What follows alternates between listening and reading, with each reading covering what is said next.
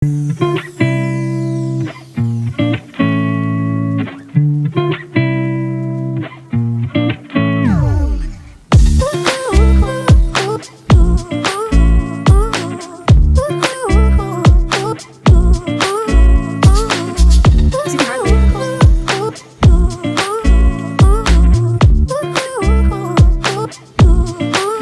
was my first hour in the Philippines.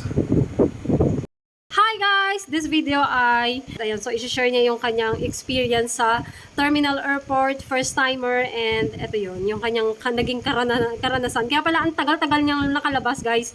Actually yung arrival niya ay 10.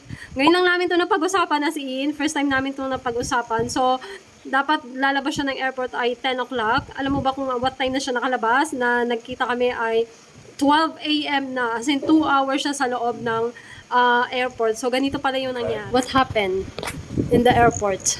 Oh, well, we were talking about my experience in the airport. Yes. What happened? I got off the plane, Uh-huh. and as I was walking down the concourse, the corridor, there was a line to the right of me, which had about 930,000 people in it. So that's the OFW lane, I guess. Yeah, basically, it was a long, long line. Where did you fall in line? I didn't fall in line. Where? There's no lane? I looked at the line, and then I saw somebody walking, and I'm like, do I need to go in this line? And the person pointed up and goes, and they looked at me, and they go, you American? I go, yes, I'm American. And he pointed up, he goes, no, follow these signs. And I looked up, and it said, like, foreigners, customs, this way. So I went straight to customs. Mm-hmm. And it kind of reminded me of, like, toll roads in America, where you have, like, 5 or 6 booths where you drive up, drop in your change, and go on. Uh-huh. So I walked up, showed the lady my paperwork that I needed to record on my passport, and she was like, "Do you have anything else to declare?" I go, well, "Yeah, I need to take care of my chorky." Mm-hmm. And she's like, "What's a chorky?"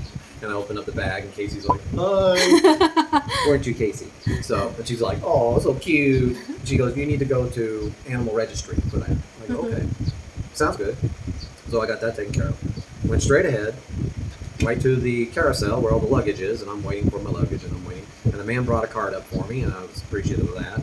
I'm waiting for the luggage, and I'm starting to get worried because I'm not seeing my luggage. It took about 25, close to 30 minutes, and finally, I saw one of my suitcases, which was most of my clothes, but I was worried because the other piece of luggage had my spare prosthetic leg and all my medical, my sleeves and all that, so I'm like, oh God, don't tell me they lost that one. And about another 10 minutes, that piece of luggage finally popped out. So I got the luggage loaded. The guy helped me put my luggage on.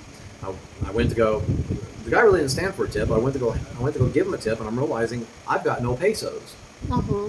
And Did he ask you for the tip? No, he really didn't. I just, in America, you get so accustomed to doing that stuff because it is expected in America. You basically tip anybody and everybody that's in service. But the smallest bill I had was a U.S. $20 bill, or at the time about. How much is that? $20. $20 U.S. is a little over 1,000 pesos. Uh-huh. Okay, so I handed him the 20 of them, and he's looking at me confused. I don't think he's ever seen a $20 bill. Uh-huh. And he's like, no. Maybe he don't know. And he's like, what is this? And I'm like, it's the smallest thing I got. Don't worry about it. Feed your family tonight. I don't know what to do with this. I'm like, just take it to the exchange, and they'll give it to you. And then he had one of his friends or one of his coworkers kind of look and saw, and he's trying to give it back to me, and I'm like, no. And his friend come up, and I heard him say, over 1,000. And then the guy's eyes just lit up. Oh, thank you, Paul. Thank you, sir. And then he suddenly realized, oh, it's a big amount. And I'm like, oh, okay, no problem. So then I turn to my left, and I go to the Department of Animal Registry, and the officer come out, and he's how can I help you? I'm like, open up the bag. There's Casey, and he's again, oh, cute. So and I had to take Casey out of the bag so he could see, what she was. She was full and everything. No injuries, no anything like that. And then I had to pay like 420 pesos. Mm-hmm. And I didn't have any pesos at all. And he said that I could go straight, then turn left, walk down a little bit, and there was the exchange. There's one of the exchange booths. And I just kind of sighed because I happened to push this big thing with 2 heavy suitcases, my computer bag. And you got to remember, at this point, I've been awake for 36 hours because I can't sleep on a flight. Most people can sleep, especially on an international flight. No, I can't sleep on a flight. So I've been awake for about 36 hours, and I just had this like look. I guess I had this look at the feet that I had to keep pushing this cart thing. And the officers looked at me and he's like, you have cash? I go, yeah, I have cash. And he's like, well, give me some cash, I'll go get you the money. And quick. He went to the exchange rate book. I had a quick bit of doubt, but then I'm like, no, he's an officer. So I handed him a $50 bill, which is about 5,000. Which is about I must have handed him 100 because he handed me back 4,000 in pesos. So I handed him 100, and he went. Excuse me. He came back, and he handed me back about 4,500 pesos, and basically it was the exact amount of what I owed him, and we got everything taken care of. And then I went to give him a 50 peso note, and he was like, no, I can't take. And I'm like, well, no, you help me. He goes, I can't take. And there was a bench right there, so I laid the 50 peso note on the bench, and I'm like, well, either you take it, or someone who needs it is going to come and they're going to take it. But I hope you take it. So I put the money in the bag, I pulled the card. Oh, and I turned back. Sir. He goes, yes. Am I done with everything? And he said, yes, Bubba, you're done with everything. Mm-hmm. Now, this is where I got in trouble. Because I was so tired, I was asking him if I was done with everything required to enter the country. Uh-huh. And he was thinking, am I done with everything to take care of Casey? So miscommunication on my bad because I'm tired. So I'm like, cool. Okay. So now I turn and I walk, and I had to go through another little booth and hand them a piece of paper that I filled out on the airplane. Basically, what are you bringing into the country and stuff. And I finally go up to the gates, and I can see cars going outside. So I know once I cross these glass doors, you're inside the Philippines I am already. inside the Philippines. Yay! And then the officer takes one look at my boarding pass. He goes, where's the officer? He's standing right there at the doors. The door. Yeah, we're talking armed security. I mean, we're not talking no, I'm sorry, not armed security. We're talking army. Okay. This is army. Okay. The policeman's inside the... It's not policeman, it's army. Okay. It's Philippine army. Okay. And he takes one look at that pass and he goes, no green stamp. I go, what? No green stamp. You gotta go back and get green stamp. Where's that green stamp? Where do I get green stamp? He goes, He cannot speak, huh? And I'm like, no. So I'm like, all right. So I turn around and I go back to the little booth where I had to hand in my paper. And I'm like, where do I get green stamp? And both the girls are just like, literally, it's like. They're not saying anything. Some of the stereotypes that you hear on some Filipinas are like, when you ask them where something is and they point like this. That's what they were doing. And I'm like, okay. I don't hear disco music. I'm like, okay. So I pushed back, and I finally found somebody. I found one booth where they were not checking anybody. I go, where do I get this green stamp? Immigration. Where?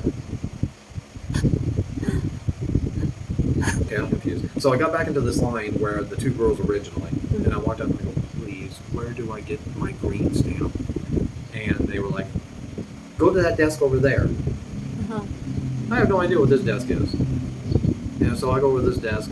I go, I'm supposed to get some sort of green stamp. And they look at my boarding pass. They wrote a little note on the pass. They handed it to me and they said, thank you, Po. That's it? That's it.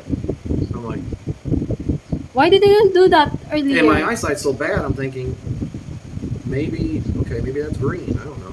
So I go back to the army. To the army guy. And I'm like, am I good? And he took a look. No, Po, no green stamp. So at this point, I pull out my phone and I text you saying I'm having a problem here in the airport. Please don't leave. So I turn around and I walk, and then finally this other army